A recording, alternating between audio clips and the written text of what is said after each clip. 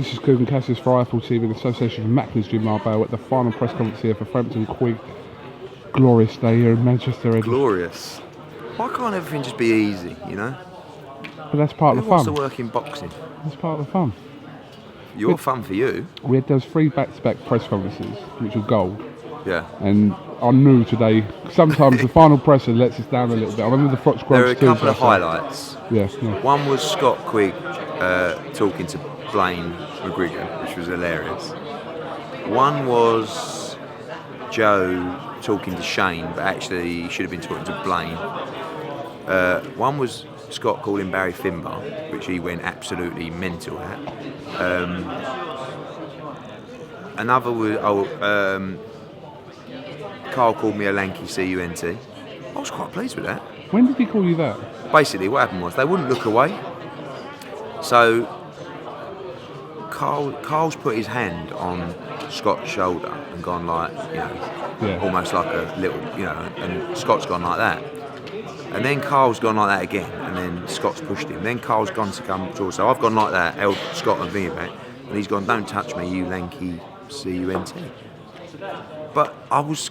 It's quite. You're not that tall, are you? I'm tall, but I'm fat. But no one's called me lanky before. And then when he said it, I was like, and I went to him after. I went, "Mate, thanks for calling me lanky. No one's called me that before." And he went, "Well, you are. Don't touch me again." And you're a lanky. I went, "Oh, blimey." And 30 seconds before, he wasn't wound up. Apparently, he was just, Well, in my interview with Carl, he called me a bag of shit. Big bag of shite. Yeah. Probably more accurate than lanky. Yeah. Apparently on the Sky interview he called me a fat Egypt. Do you get the impression that he doesn't like me? Do you think any of them like you? No. Team Frampton, any of them? No, but that was the whole intention. Listen, the difference is with me, whatever happens on Saturday night, I will get in the ring and show everybody respect. And afterwards, we've had a great event, we've put something on that's very special. If you want a pint of Guinness, not a problem. It won't be the same if they were to get the victory, which, by the way, I really don't believe they will. It won't be. It's just going to be. There's too much. I see it. Even when we're discussing the epoxy changing rooms, it's just you can't reason with these people because they just their mind that he's going, the heart, he's going a million miles an hour all the time. Do you feel like your side, not you, but actually you as well, being a bit disrespectful to Blaine McGuigan? I didn't say that. No, well, you listen, did. You were. I said, what do you know about look, I was referring to the fact that Scott Quigg will make much more in this fight than Carl Frampton, right? That's generally fact, right? So he said that was slanderous. I mean, he doesn't even know what slander means. That's what I told him. I said, pipe down while I'm talking. That was it. I don't mind these people, but it's just drains the life out of you. Can't. 2 days to go. Come on, let's just get it over the line. Barry McGuigan, I just spoke to him in an interview. Oh yeah, what did he call me? He didn't call you anything actually. Actually, got on all right with Barry. I think probably because we haven't said a word to each other, but I haven't. All that. No, he called me an arsehole in Belfast. He did apologise about that. Yeah. No, he said regarding this dressing room saga, shall we say, that they will stand their ground, and if it means that the fight doesn't go ahead, it won't go ahead. This is what Barry just said to me, and this is kind of what Shane indicated to me. This is what you're dealing with, Coop. This is what you're dealing with. Yeah, but surely you're not going to. It's not going to come down to the fight not happening over a dressing room. Well, yeah, but that's you saying that. They didn't say that, did they? This is what you're dealing with. And it's only just beginning. We've got 48 hours to go. There's going to be a problem with the ring. There's going to be a problem with the gloves. There's going to be a problem with the eventual changing rooms, whoever's in where. There's going to be a problem with the ring meal walks. There's going to be a problem with tickets, who's sitting where. He's going to be too cramped. You can't put him there. Oh, what about there? Oh, what's that on the canvas? Oh, what's that? Oh, the lights are a bit strong, aren't they? Oh, wow. It's just, this is, every interview that's on Sky, oh, that's been edited wrong. Emails to Sky, text to Sky, oh, that was edited in Scott Quigg's favour. Oh, mate, honestly, it drains the life out of you. Well, this dressing room situation, though, as silly as it sounds, how do you see it resolving itself? It's not in the contract about dressing rooms, so what's absolutely no idea. What's going to happen if, Quigg just goes there and goes into the dressing room, sets himself up in there? I might already have people in there. So how do you see it's like 2 days out, fanning itself out? I don't know. I don't care. All I know is somehow, some way, don't know where, don't know when, it'll be resolved. Do you think it's fair that no one goes in there then? Maybe. Don't really care. Do you know what it is? It's not superstition. It's principle. During these negotiations, we had to give up so much, right? Well, things they were really, really adamant about. Carl had to be on the left-hand side of the poster. Scott weren't over the moon, but Scott sort of said, oh, whatever, that's what's important to you. Ring walking second was a big thing that Frampton wanted. We let him have that. Normally, when you ring walk second, you get announced first and vice versa. We tried that, we had to give that up as well. So now you get into a situation where you say, listen, we've given you everything. All we're asking for is, we're the home fighter in the home corner. Let's have our own dressing room. But, as Carl rightly said, he doesn't care what dressing room he's in. That makes it worse, because now Scott knows they're just playing games. Because Carl don't care. So if Carl doesn't care, why can't he have another dressing room? The answer is, because it's an attempt by them to mess around. It's a principle thing, it's an ego thing. So, that makes it worse, because now Scott goes, no, I know what they're trying to do. Oh, it's like... Are you surprised you've got this far? I'm absolutely shocked. But we nearly had the fight was off last week because of officials. So talk to me about the officials. Obviously, Barry McGuigan wanted four. Originally, 4 American officials, judges. Actually. I wanted 4 British officials. I felt this is a huge fight. We're in Britain, and it's disrespectful to our board if we don't use our officials. I argued and argued. Eventually, we agreed that one judge would be from Britain. The British Boxing Board of Control wanted a British ref and a British judge. They always do. And that's the same in most commissions.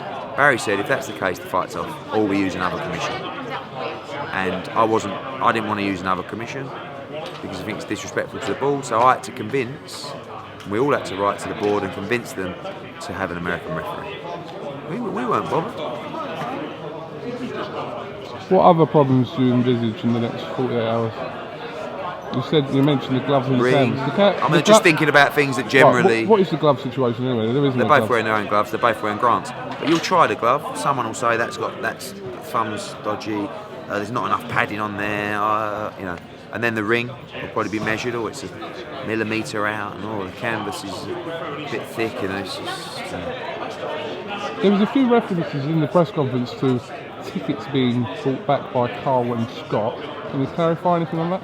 Yeah, Cyclone returned, I don't know, 400 or 500 tickets, and Scott returned 40 £500 tickets, which is frustrating because not Scott because it's 40 tickets, but I could have sold those 500 tickets easily when we went on sale.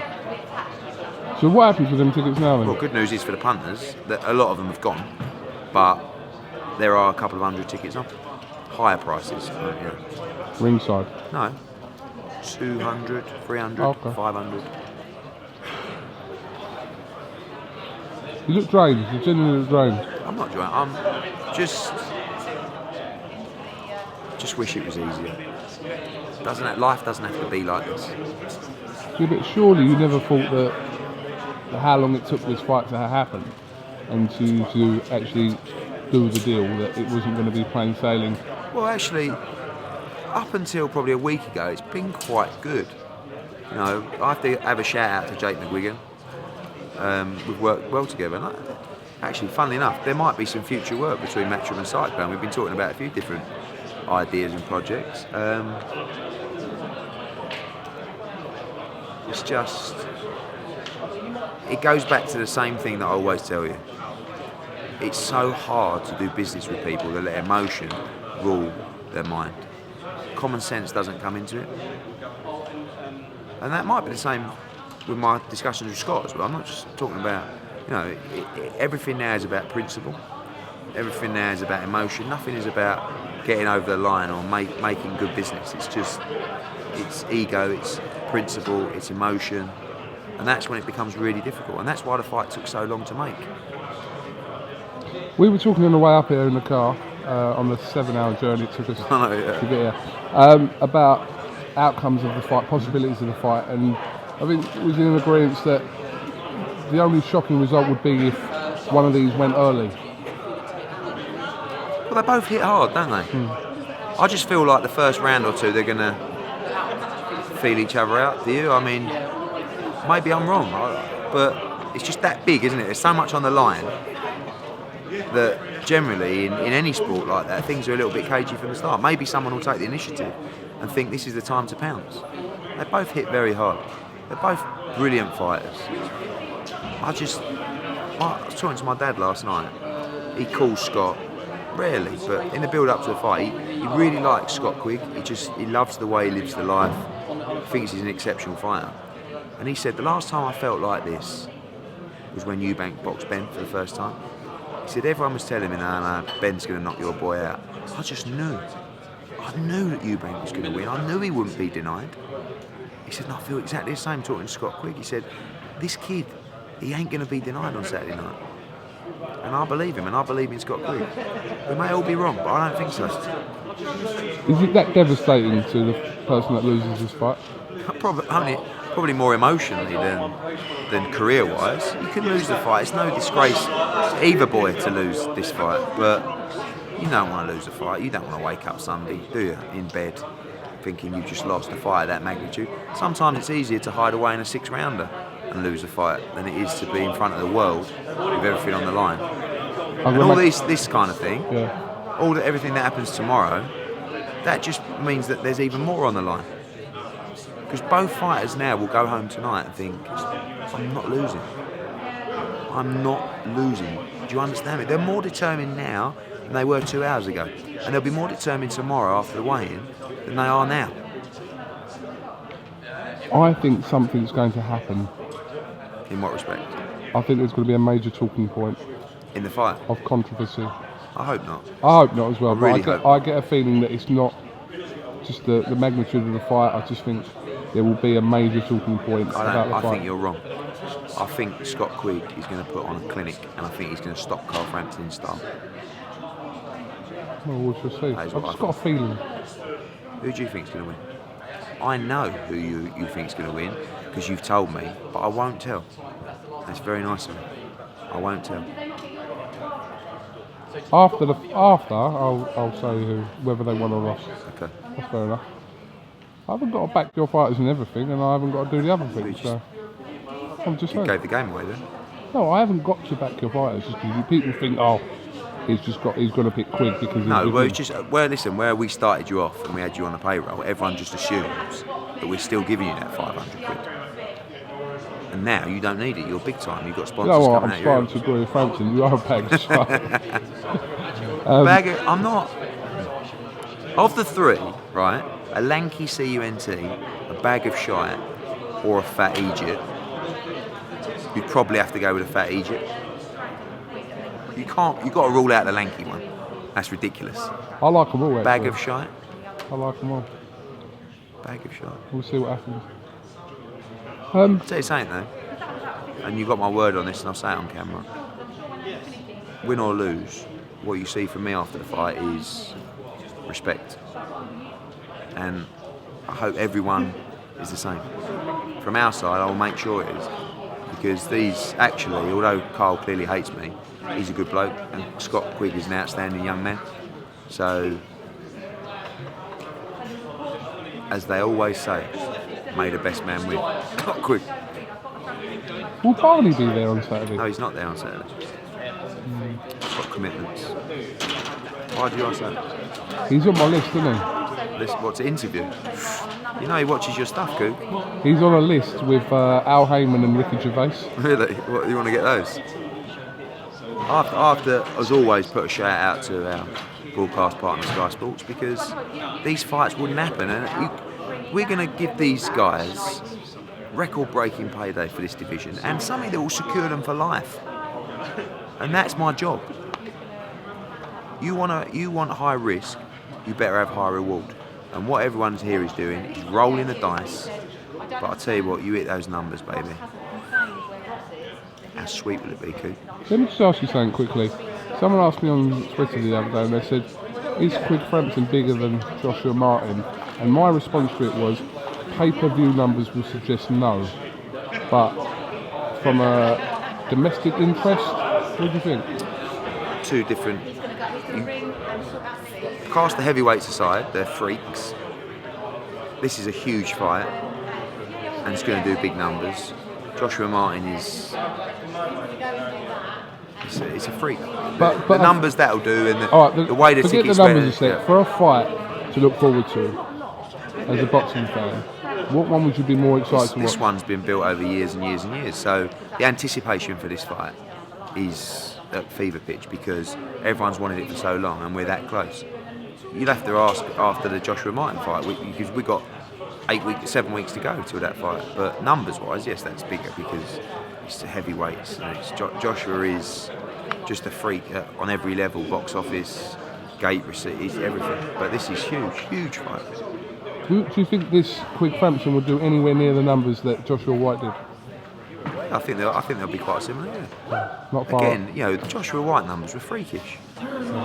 So and you have to think that Joshua White, was similar to Klitschko Fury, which was the world heavyweight title. And you've got to think like the likes of Froch Kessler were much smaller than Joshua White, but that was back in the day where pay-per-view was just returning.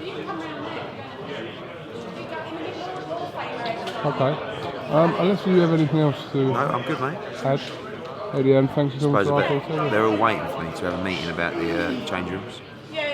So I think I'll just play on my phone for 5 minutes.